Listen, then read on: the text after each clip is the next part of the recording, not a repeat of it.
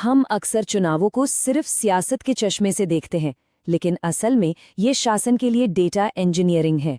आज हम असम के बरखेत्री विधानसभा क्षेत्र का गहराई से विश्लेषण करेंगे, ये समझने के लिए कि जमीनी हकीकत, डेटा और एक मजबूत सिस्टम मिलकर कैसे एक स्थायी जनादेश का निर्माण कर सकते हैं। तो आज हम बरखेत्री की कहानी को इन 6 हिस्सों में समझेंगे। हम शुरुआत करेंगे वहां की जमीन और लोगों से, फिर जनादेश के संकेतों को डिकोड करेंगे, चुनावी अस्थिरता और उसके इतिहास को देखेंगे, और आखिर में शासन के लिए एक ठोस ब्लूप्रिंट और सिस्टम से जीत के रास्ते पर बात करेंगे।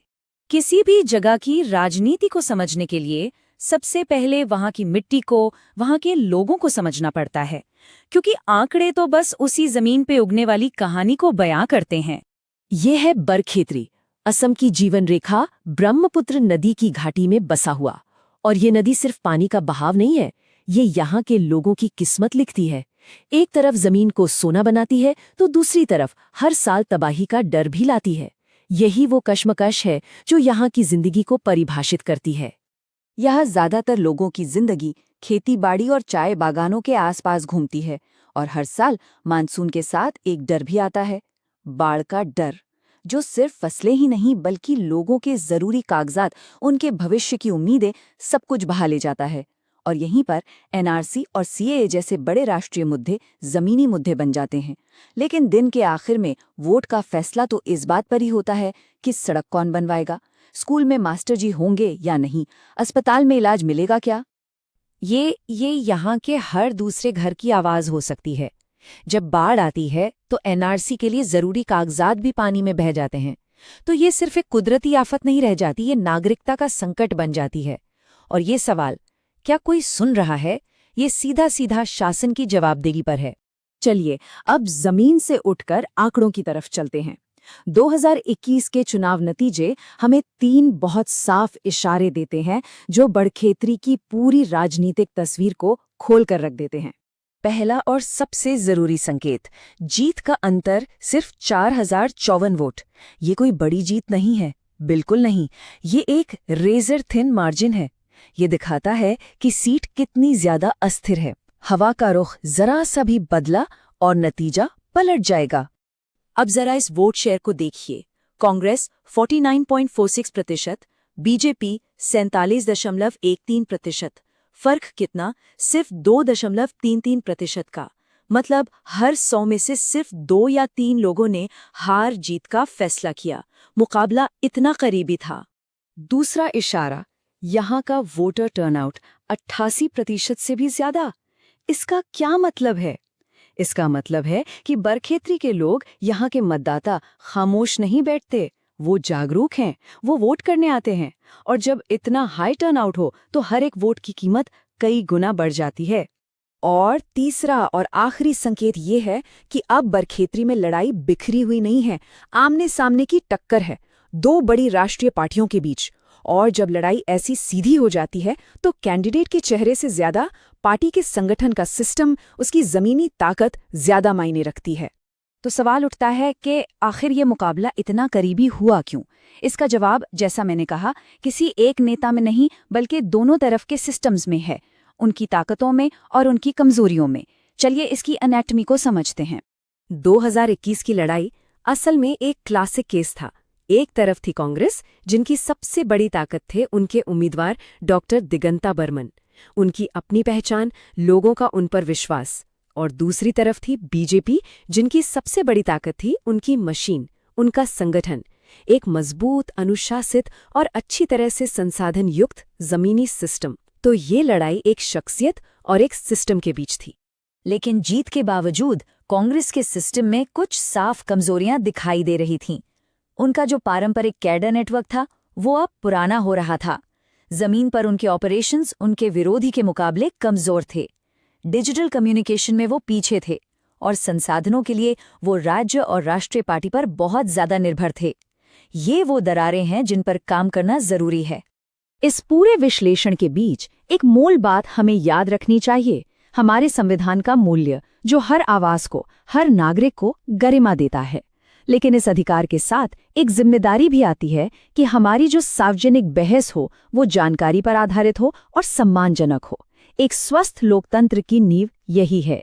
आज को ठीक से समझने के लिए हमें अतीत में झांकना होगा। बरखेतरी की चुनावी कहानी पिछले 30 सालों में किसी फिल्म की स्क्रिप्ट से कम नहीं है। बहुत नाटकीय बदलाव आए हैं। चलिए वक्त में थोड़ा पीछे चलते हैं और इन पैटर्न्स को समझते हैं। देखिए, 1991 में कांग्रेस आराम से जीत रही थी। 2001 में तो कमाल ही हो गया, लगभग 36,000 वोट से जीत, एक तरफा मामला। लेकिन फिर आया 2016 और 2016 में एक चुनावी भूकंप सा आया। वोटर टर्नआउट उछलकर 89% पहुंच गया और बीजेपी, जो रेस में कहीं नहीं थी, अचानक 8,500 से ज्यादा वोट से जीत गई। 2021 में कांग्रेस ने जीत तो हासिल की, पर मार्जिन कितना छोटा था ये हम देख चुके हैं। ये इतिहास हमें बताता है कि यहाँ कुछ भी स्थिर नहीं है। और यहाँ सबसे अहम बात समझने वाली ये है, 2016 में बीजेपी का वोट शेयर 3% से सीधे 47% पर जाना, ये कोई धीरे धीरे हुआ विकास नहीं था। ये एक सिस्टमैटिक मोबिलाइजेशन थी, एक बेहतर संगठन की ताकत थी जिसने बूथ स्तर पर अपने कार्यकर्ताओं को उतार दिया और वोटर्स को इस तरह मोबिलाइज किया जैसा पहले कभी नहीं हुआ था। तो इस पूरे विश्लेषण से हम क्या सीखते हैं? यहाँ से हम आगे बढ़ते हैं एक ब्लूप्रिंट की तरफ। इसे हम चतुर्मुख सिद्धांत कह सकते हैं। एक 4 स्तंभों वाली रणनीति जिसका मकसद सिर्फ चुनाव जीतना नहीं, बल्कि एक ऐसी जीत हासिल करना है जो टिकाऊ हो। पहला स्तंभ चुनावी क्षेत्र, यानी अपनी ऊर्जा सही जगह लगाना, उन गांव और कस्बों के बूथ पर फोकस करना जहां पिछली बार जीत हार का अंतर बहुत कम था। वहां के स्थानीय प्रभावशाली लोगों से गठबंधन करना और सबसे जरूरी फर्स्ट टाइम वोटर्स को जोड़ना, क्योंकि नए वोटर बदलाव के सबसे बड़े एजेंट हो सकते हैं। दूसरा स्तंभ संगठन का सिस्टम। एक मजबूत इमारत के लिए मजबूत नींव चाहिए। इसका मतलब है सभी 200 से ज्यादा बूथ कमेटियों को जांच कर उन्हें फिर से मजबूत करना, नए जोश से भरे वॉलंटियर्स, खास करके युवाओं और महिलाओं को जोड़ना और ट्रेन करना, और एक सिस्टम बनाना जिसमें रोज की जिम्मेदारी तय हो और हफ्ते में रिव्यू हो, ताकि पता चले कि जमीन पर काम हो भी रहा है या नहीं। तीसरा स्तंभ नैरेटिव, यानी आपकी कहानी क्या है। राष्ट्रीय मुद्दे अहम हैं, लेकिन स्थानीय मुद्दे लोगों की जिंदगी को रोज प्रभावित करते हैं। तो कहानी ऐसी हो जो यहाँ के शासन की कमियों की बात करे, नौकरियों की, बाढ़ की समस्या की और उनके हल की। अपने उम्मीदवार की निजी कहानी के जरिए अभियान को एक इंसानी चेहरा देना, और जहां झूठ फैले वहां शोर मचाने की बजाय तथ्यों और पारदर्शिता से जवाब देना, इसी से विश्वास बनता है। और चौथा स्तंभ रिसोर्स इंजन। एक अच्छी स्ट्रैटेजी भी बिना संसाधनों के कागज पर ही रह जाती है। तो बजट, समय और वॉलंटियर्स की ऊर्जा, इन सबको रणनीतिक तरीके से इस्तेमाल करना। छोटी प्रभावी जानकारी के लिए सोशल मीडिया और व्हाट्सएप का इस्तेमाल करना, और सबसे आखिर में पोलिंग डे के लिए एक ऐसी लॉजिस्टिक्स टीम तैयार करना जो ये सुनिश्चित करे कि आपका हर समर्थक बूथ तक जरूर पहुंचे। और इस पूरे ब्लूप्रिंट को एक 90 दिन के एक्शन प्लान में उतारा जा सकता है। काउंटडाउन शुरू होता है D90 से मिशन वोटर कनेक्ट के साथ, फिर D60 पर कम्युनिटी सर्विस कैंप्स, D30 पर जनसंपर्क अभियान और मैनिफेस्टो लॉन्च, D7 पर गेट आउट द वोट, यानी लोगों को वोट के लिए निकालने की तैयारी, और D-Day यानी पोलिंग के दिन पूरी तरह से तैयार रहना। हर कदम का एक साफ मकसद है। जब हम डेटा ड्रिवन स्ट्रैटेजी और वोटर कनेक्ट की बात कर रहे हैं, तो एक और जिम्मेदारी याद रखना जरूरी है। हमारे देश के कानून के मुताबिक हर वोटर की निजी जानकारी का इस्तेमाल उनकी प्राइवेसी का सम्मान करते हुए और उनकी सहमति से ही होना चाहिए। ये सिर्फ एक कानूनी जरूरत नहीं है, ये राजनीतिक प्रक्रिया और जनता के बीच विश्वास की नींव है। तो आखिर में हम इस निष्कर्ष पर पहुंचते हैं, बरखेतरी में एक टिकाऊ जीत या बेहतर शासन ये किसी चमत्कार या किसी एक शख्सियत पर निर्भर नहीं करता। ये मजबूत, जवाबदेह और भरोसेमंद सिस्टम बनाने पर निर्भर करता है। तो सारांश ये है कि 4 चीजों पर काम करना होगा। पहला, संगठन को जमीन से, बूथ स्तर से फिर से खड़ा करना। दूसरा, नैरेटिव को स्थानीय समस्याओं और उनके समाधानों पर केंद्रित करना। तीसरा, स्थानीय नेताओं का एक मजबूत गठबंधन बनाना। और चौथा, डिजिटल और जमीनी ऑपरेशंस में जो कमजोरियां हैं उन्हें एक एक करके दूर करना। आखिरी लक्ष्य सिर्फ एक चुनाव जीतना नहीं है। लक्ष्य शासन के ऐसे सिस्टम बनाना है जो मौसम की तरह भरोसेमंद हो और ब्रह्मपुत्र के किनारे रहने वाले लोगों की तरह हर चुनौती झेलने में सक्षम हो।